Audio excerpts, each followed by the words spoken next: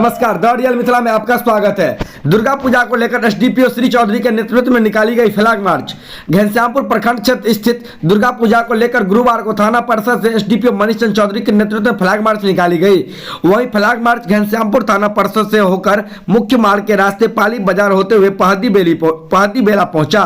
नपटोर पुनत के मुख्य मार्ग के रास्ते कुंभई दुर्गा पूजा स्थल तो होकर सुपौल होते हुए पुनः थाना परिषद पहुंची। इसी दौरान एसडीपीओ मनीष चंद्र चौधरी ने आम लोगों से पूजा के समय अफवाह पर ध्यान नहीं देने की बात कही है। वहीं उन्होंने बताया है कि असामाजिक तत्वों पर नजर रखने की बात कहते हुए स्थानीय प्रशासन को सूचना देने की बात कही है।